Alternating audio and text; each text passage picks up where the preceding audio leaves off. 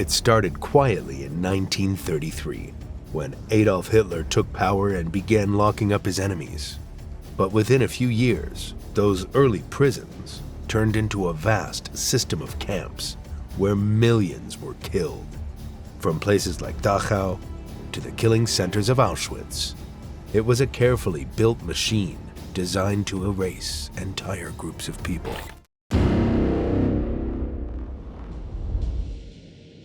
In the early 1930s, Germany was already unstable. The country was still dealing with the damage from World War I and the economic collapse of the Great Depression. Millions were unemployed, angry, and desperate for change. That's where Adolf Hitler stepped in. When he became chancellor in January 1933, it didn't take long for him to start turning Germany into a dictatorship. Within weeks, the Nazis used the Reichstag fire as an excuse to crack down hard on political opponents. Civil rights were suspended. Police were given extreme powers, and arrests started happening on a massive scale. At first, these arrests focused on communists and social democrats, especially members of the Communist Party in Germany, which had thousands of supporters. Many were picked up in night raids and taken without warning. There were no proper trials. People were held under what the Nazis called protective custody, which basically meant they could be locked up for as long as the regime wanted, without any legal process. Families often had no idea where their relatives had been taken. To deal with the growing number of prisoners, the Nazis needed a new kind of system. Regular prisons were no longer enough. That's when the Dachau concentration camp was set up in March 1933, just outside Munich. It was officially announced by Heinrich Himmler, who at the time was the police chief in Munich. Dachau was presented as a temporary solution, a place to hold political prisoners until things settled down. But that was never the real plan. Very quickly, Dachau became a model for all future camps. The SS, especially under leaders like Theodor Eicke, created strict rules that controlled every part of a prisoner's life. Eicke turned Dachau into a training ground for guards. He introduced a system where prisoners were stripped of their names and reduced to numbers, where discipline was enforced through fear, and where even small mistakes could lead to brutal punishment or death. Guards were trained to show no sympathy. They were told that prisoners were enemies of the state and deserved no mercy. Inside the camp, life was already harsh from the start. Prisoners were forced to do hard labor, often pointless work, just to exhaust them. Food was limited, usually a small piece of bread and watery soup. Beatings were common, especially during roll calls, which could last for hours in all weather conditions. If someone collapsed, they were often beaten or just left to die. Executions happened early on too, sometimes disguised as escape attempts, where prisoners were shot and it was claimed they tried to run. What made it worse was the psychological pressure. Prisoners never knew what would happen next. Punishments were unpredictable. Guards could act violently without consequences. This created a constant sense of fear that broke many people mentally before their bodies gave out. At this stage, the camps were not yet designed for mass extermination, but they were already deadly. Hundreds of prisoners died in Dachau in the early years alone. More importantly, the system itself was being tested and improved. The Nazis were learning how to control large groups of people, how to remove their identity, and how to normalize cruelty. By 1936, the Nazis had tightened their grip on Germany. Opposition parties were gone, trade unions had been crushed, and the country was now fully under Nazi control. With political enemies largely silenced, the regime shifted its focus to the groups they considered a threat to their vision of a pure society. This included Jews, Roma, disabled individuals, homosexuals, and Jehovah's Witnesses. These groups weren't targeted for what they'd done, but simply for who they were. The legal system itself was changed to support this. Laws like the Nuremberg Laws stripped Jews of their citizenship and basic rights. This made it easier to arrest them and send them to camps without much resistance from the public. At the same time, police powers were expanded, especially under the Gestapo, the secret state police which could detain people indefinitely. As the number of prisoners grew, the Nazis began building new camps that were larger and more organized than Dachau. The Sachsenhausen concentration camp was built near Berlin in 1936. It was designed with a strict layout that allowed guards to monitor prisoners easily from central watchtowers. The camp became an administrative center for the entire camp system, meaning many policies and methods were developed and tested there. A year later, in 1937, Buchenwald concentration camp was opened near Weimar. It became one of the largest camps in Germany. Tens of thousands of prisoners passed through its gates. Like Sachsenhausen, it was built to handle large numbers efficiently, with barracks packed tightly together and surrounded by barbed wire and guard towers. These camps weren't just places of detention. They were part of a growing system that combined punishment with economic benefit. The SS realized that prisoners could be used as a labor force. Companies began working with the SS to use camp prisoners in factories, mines, construction projects. Prisoners built roads, worked in quarries, and even produced weapons. Because they weren't paid and were treated as disposable, they were seen as an ideal workforce for a regime preparing for war. Conditions inside these camps were already extremely harsh. Barracks were overcrowded, often holding far more people than they were designed for. Beds were shared. Hygiene was almost non-existent. This led to the rapid spread of diseases like typhus, tuberculosis, and dysentery. Medical care was minimal or completely absent for most prisoners. Food was deliberately kept at starvation levels. The goal was not just to punish, but to weaken prisoners so they could not resist. Many became too weak to work, and those who could not work were often killed or left to die. Violence from guards was constant. Beatings, whippings, executions were all used to maintain control and create fear among the prisoners. Even with all this, what was happening inside the camps was still hidden from most of the outside world. But when Germany invaded Poland in September 1939, everything changed. Within weeks, Poland was defeated, and World War II had officially started. Suddenly, the Nazis were in control of millions of people in occupied territories, especially in Poland, where there was a large Jewish population. To manage this, the Nazis began building new camps in occupied Poland. These camps were larger, more isolated, and designed to handle massive numbers of prisoners. One of the most important was the Auschwitz concentration camp, which opened in 1940 near the town of Auschwitz. At first, Auschwitz functioned like earlier camps, holding political prisoners and forcing them into labor. But its location and size made it ideal for expansion, and it would soon become the center of the Nazi killing system. At the same time, the Nazis started experimenting with new methods of killing. One of the earliest organized programs was Aktion T4, which began in 1939. This program targeted disabled Germans, including children and adults, who were seen as unfit by Nazi standards. They were taken from hospitals and care institutions and killed in specially designed facilities using gas chambers. These chambers were disguised as showers to prevent panic. Doctors and officials involved in this program gained experience in mass killing, which would be later used in the camps.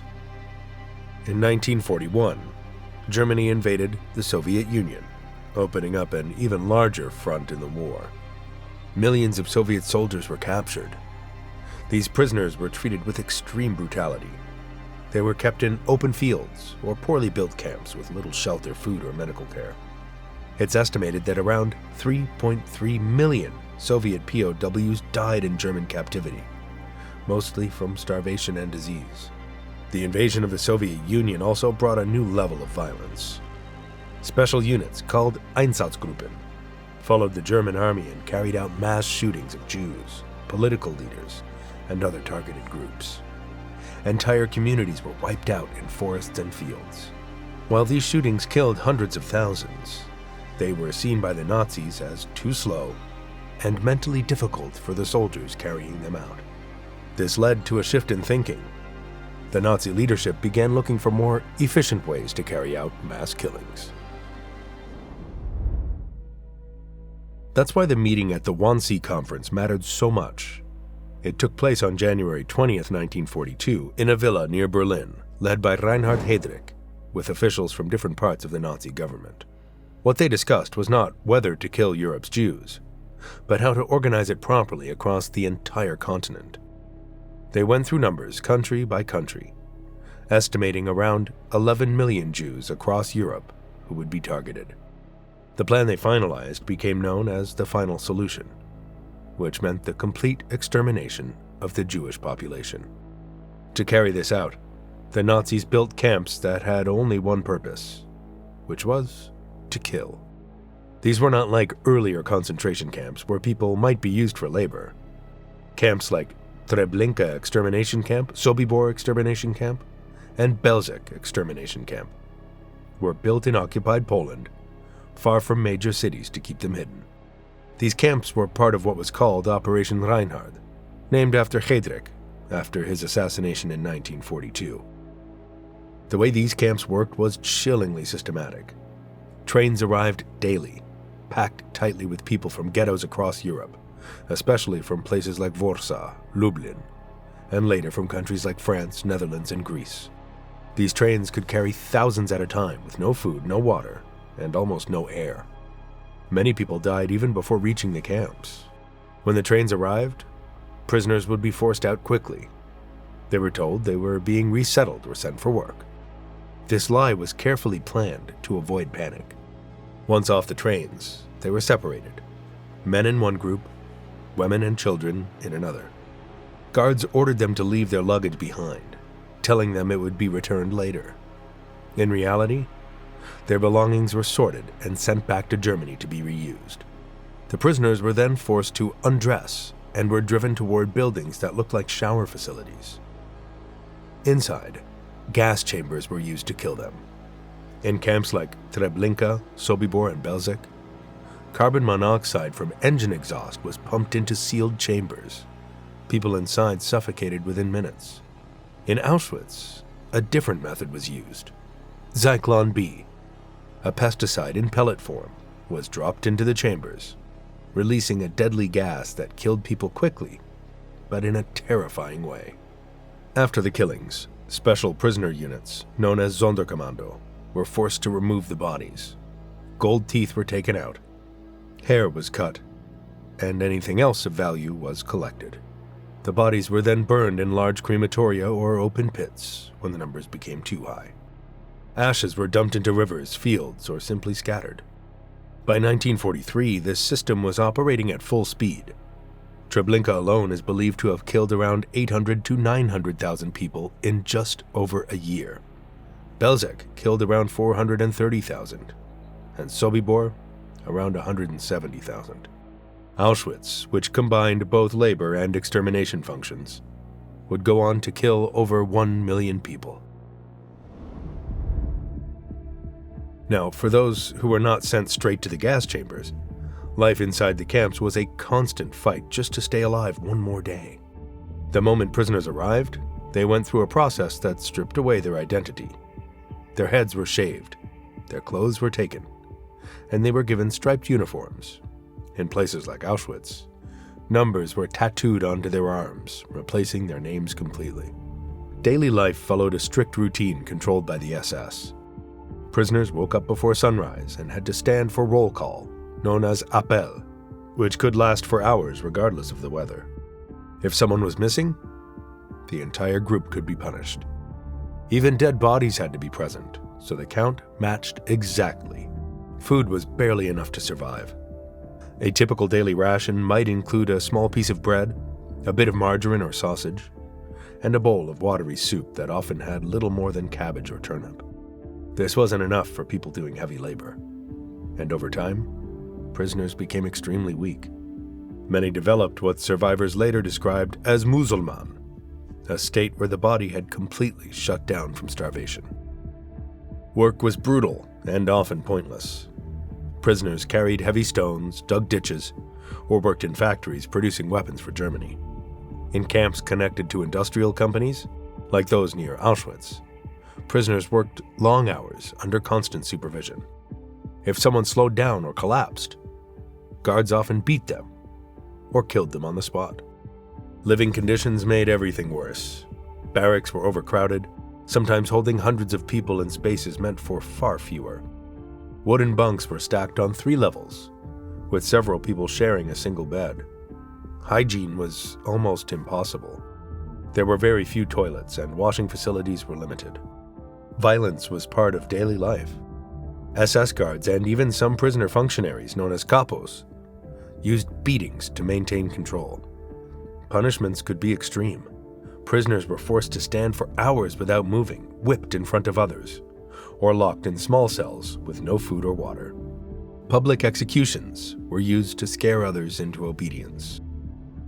Medical experiments added another level of cruelty. At Auschwitz, doctors like Josef Mengele carried out experiments on prisoners, especially twins, dwarfs, and people with unusual physical traits. These experiments included injecting chemicals, performing surgeries without anesthesia, and exposing people to extreme conditions. Many died during these procedures, and those who survived were often left permanently injured. Despite everything, there were moments of resistance. Prisoners formed secret networks to share food, pass information, and help each other survive. In some camps, there were uprisings. In Sobibor in 1943, prisoners managed to kill several guards and escape, although many were later caught or killed. Similar resistance happened in Treblinka and Auschwitz, where prisoners destroyed part of the crematoria. By 1944, the war was no longer going in Germany's favor. The German army had suffered major defeats, especially after the Battle of Stalingrad in early 1943. From the east, Soviet forces were pushing back hard, retaking territory that had been under Nazi control. From the west, Allied forces were preparing for large-scale invasions, including the landings in France in 1944. The Nazi leadership understood that it was only a matter of time before the camps would be discovered. So they began trying to erase the evidence. One of the main actions was called Sonderaktion 1005. Under this operation, mass graves were opened, and bodies were dug up and burned to hide the scale of the killings. Prisoners were forced to do this work, and once it was done, many of them were killed to remove witnesses. Camps like Treblinka were dismantled completely. Buildings were destroyed, the land was flattened, and in some cases, trees were planted to make it look like nothing had been there. But even while trying to hide the past, the killing continued. In 1944, one of the largest deportation actions took place when around 437,000 Hungarian Jews were sent to Auschwitz within just a few months, between May and July.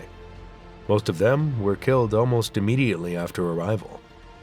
This was one of the fastest mass deportations of the entire war. Inside the camps, conditions reached extreme levels. As Allied forces got closer, the Nazis made one last decision. They would leave no prisoners behind to be freed. Instead, they forced them to move. This led to the death marches. Camps like Auschwitz were emptied in January 1945. Around 56,000 prisoners were forced out of Auschwitz alone and made to march west toward Germany. Similar evacuations happened from other camps across Poland and Eastern Europe. Prisoners walked for days or weeks. Little food, no proper clothing. Anyone who couldn't keep up was shot on the spot. Tens of thousands died during these marches alone. Those who survived were moved deeper into Germany, in already overcrowded camps. The first major signs of what was happening inside the camps came in July 1944 when Soviet forces reached Majdanek concentration camp. Unlike other camps, Majdanek had not been fully destroyed by the Nazis in time. What the soldiers found there gave the world one of the earliest clear pictures of the camp system. Gas chambers were still standing. Crematoria were intact. Piles of shoes, clothing, and personal belongings were left behind. Thousands of prisoners were still alive, but in terrible condition. Then in January 1945, Soviet forces reached Auschwitz. By the time they arrived, most prisoners had already been forced out on death marches. Only around 7,000 were left behind, many of them too weak or too sick to move. At the same time, Allied forces from the West were moving into Germany itself. American troops liberated camps like Buchenwald in April 1945, where they found thousands of prisoners still alive but in critical condition. British forces reached Bergen-Belsen concentration camp, where the situation was even worse due to severe overcrowding and disease. When the war in Europe ended in May 1945, the full scale of Nazi crimes began to come into focus. The camps had been uncovered, survivors had told their stories, and the physical evidence was everywhere. The Allied powers decided that the people responsible needed to be held accountable in a way the world had never seen before. This led to the Nuremberg trials, which began in November 1945 in the German city of Nuremberg. These trials were aimed at the top leaders of Nazi Germany. 24 major officials were charged, including figures like Hermann Göring, who had been one of the most powerful men in the regime. The charges included crimes against humanity, war crimes, and crimes against peace. In the end, many of the accused were found guilty. 12 were sentenced to death and later executed. Others received long prison sentences. However, not everyone responsible was brought to justice. Many SS officers, camp guards, and officials managed to escape during the chaos at the end of the war. Some fled to other countries, while others returned to normal life under false identities. Over the following decades, efforts were made to track down these individuals. Trials continued in places like Germany and Israel, sometimes many years after the war had ended. Some former camp guards were only identified and prosecuted in the 1960s, 70s, and even later.